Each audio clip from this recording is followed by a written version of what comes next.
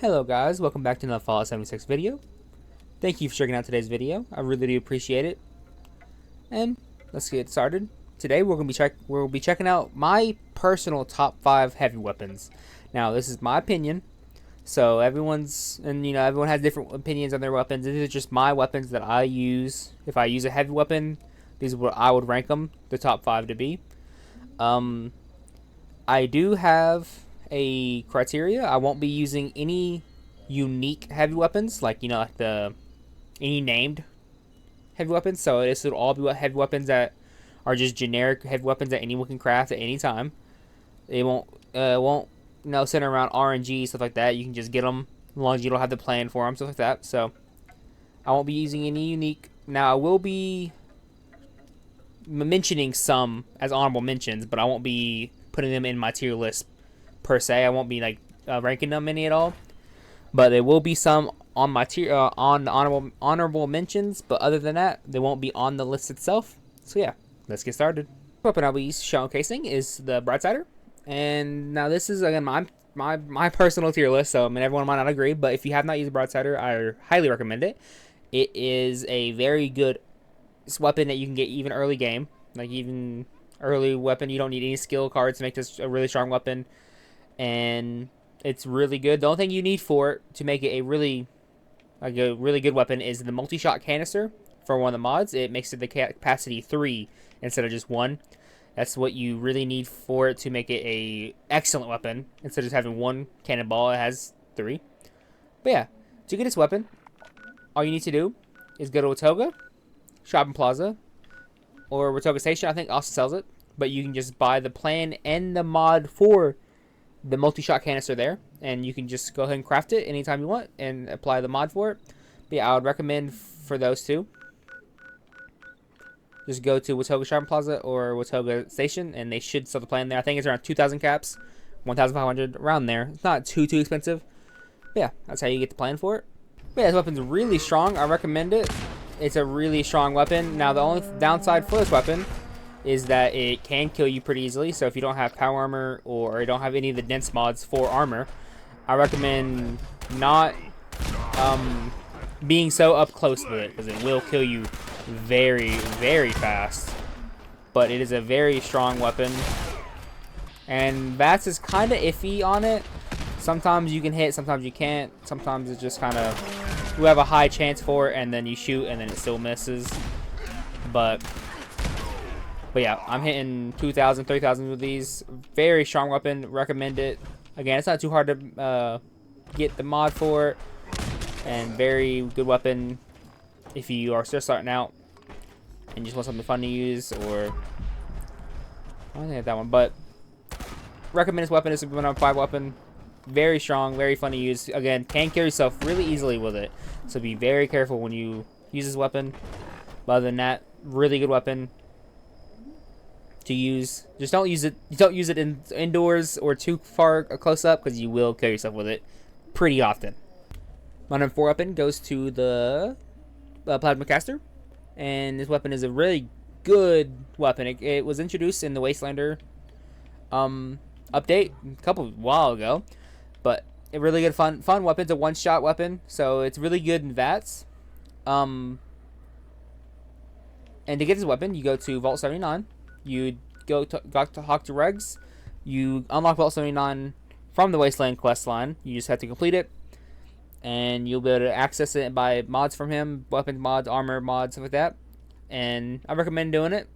You get really good rewards, and you can also get all the Vault 79 stuff you can buy. It's really fun, really strong.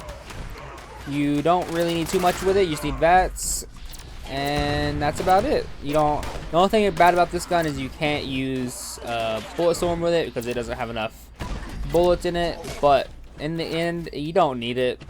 It's really strong. A few good headshots with VATS, and everything usually dies pretty easily. And some pretty strong shots there. Let's go around back and test out some more super mutants. But yeah, this weapon is really good. Really fun. Really ammo efficient too. It doesn't use that much ammo, and you definitely get back the ammo you do use. But yeah, the weapon is really fun, really good. Recommend it. Anyone should get this weapon. If you have the spare gold laying around, or if you want to. The only downside about this weapon is you can't really use it against bosses, like raids or anything like that. It just doesn't put out enough damage where you can just like compete. You can maybe do it with other people, but definitely not a solo. It's not a solo weapon, but it's still a fun, very fun weapon, very powerful weapon to use, and I recommend everyone getting it. My number 3 weapon, I am choosing the Pepper Shaker. You do get this weapon from Meat Week. Meat Week comes back pretty often, but you can also get this weapon from a player. You can either get the weapon or the plan from them. It's pretty easy to get one. Go to people's vendors, or you can ask a friend to make you want to drop one for you, or go to like forums and try to get one, trade with someone. It's a pretty accessible weapon to get. It's not too difficult to get it. For new players, it might be a little difficult, but it is definitely a worthwhile grind to get it. To get the mods for the weapon, all you have to do is go to Regs and Vault 79, and you can buy the plans there for Gold Bullion. I recommend the Hex Barrel and the Plasma Magazine, because the Plasma Magazine does a little more damage than the Laser Magazine, and it's energy weapon. It's energy based, so it does affects it by science perks. That's what I'm trying to say. But yeah, really good weapon. Recommend trying to get it if you can. Really good weapon. I use the weapon in VATS because it's just a lot easier to use in VATS, because you want to try to get all the pellets you can to hit the enemy. You don't have to. Now, the only downside to use this weapon is that it is a spin-up weapon, and not many people like spin-up weapons, but it is still really good, and I highly recommend getting it. Really good damage, and it works really well with Bulletstorm too. But you don't have to use it in VATS, as I'm showing you. You can just aim, fire, you'll kill them. Enough bullets will hit them and they will die. But yeah, I use the plasma cartridges because it does a little more damage than a laser magazine, but it still has the energy, so it has it benefits from science, stuff like that. But yeah, really good weapon. Recommend it if you can. Try to get it. Really fun. And even against Scorch Beast, really easily too. Just gotta get this Scorch Beast out of like the little rut it says in right now.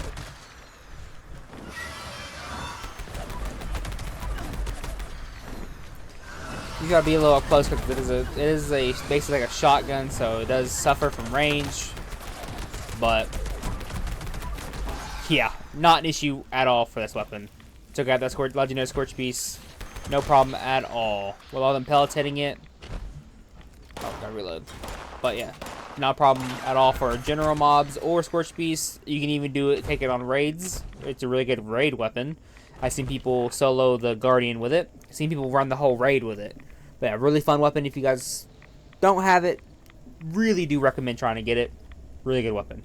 2 weapon, I'm giving it to the 50 cal because I love the 50 cal.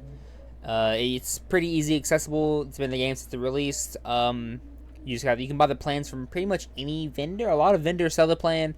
The only thing you really have to put on it to make it better is the heavy barrel, because it has only, I think, 2 mods. It has the prime receiver and the heavy barrel. I recommend just getting the heavy barrel for it because it's just it's the only one you really need for it. You don't need the prime receiver, but I have it on just for a little extra damage. But yeah, this weapon is a really good weapon. Highly recommend it. But yeah, this is number 2. Now, I know a lot of people probably wouldn't get this spot to number 2. They would have either traded Pepper Shaker out or put another weapon here. I just think it's really good. And the best part about it for me is that it doesn't spin up.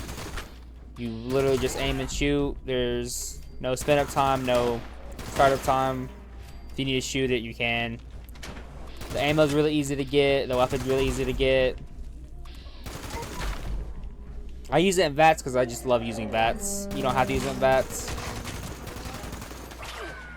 That's just what I'm using it with. But yeah, really good weapon.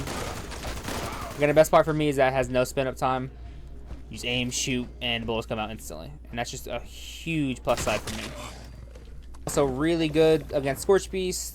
Like normal, I mean, this weapon is just an absolute beast.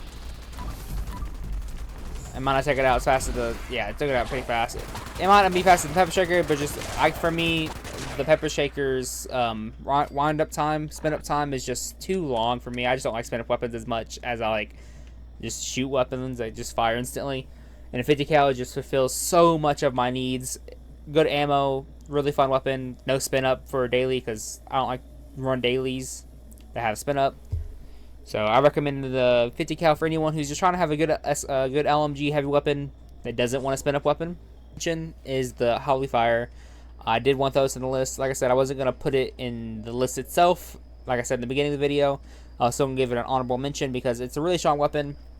It's just you have to get it through an event, and you have to be lucky to get the event, and you have to be lucky to get the weapon from completing the event.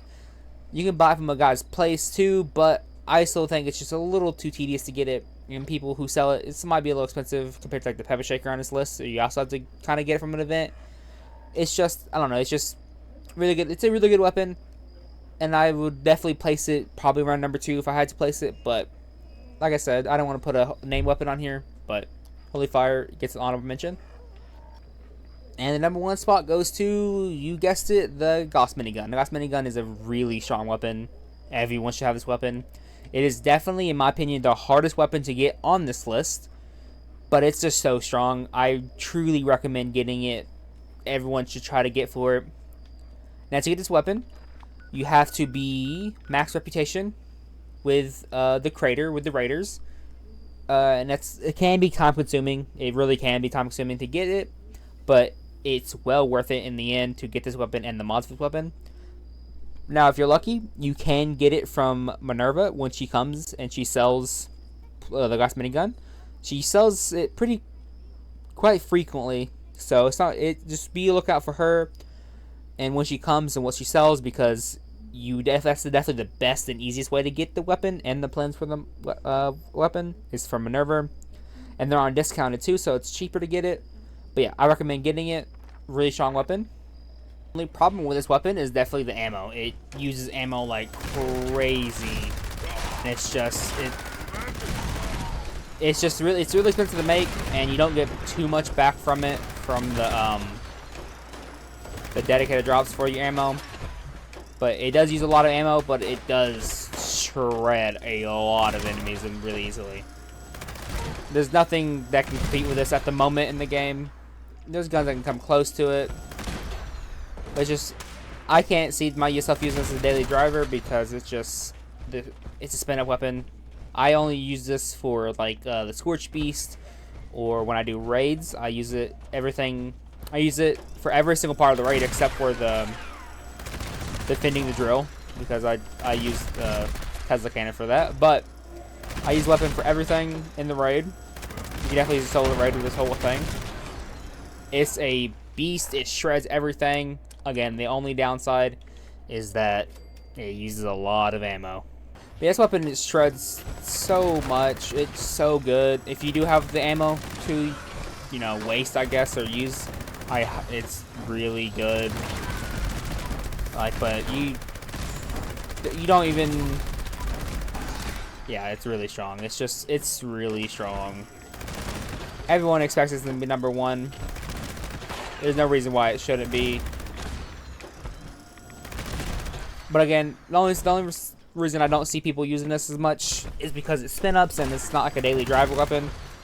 You definitely can use a daily driver if you have the ammo and you don't mind spin-up weapons.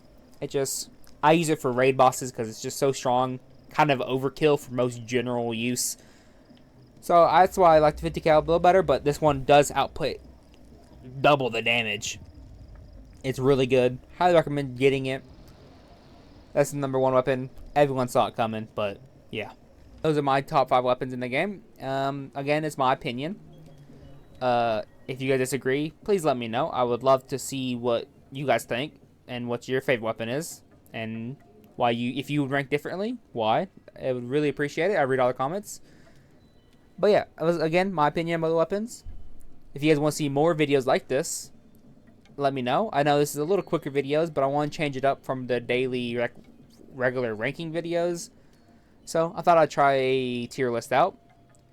Yeah, let me know if you guys like it. If you guys want more, I can definitely do more. But yeah, thank you for watching today's video. Like, comment, subscribe. I would really appreciate it. It would help out the channel a lot. But yeah, I'll see you guys in the next video. Bye bye.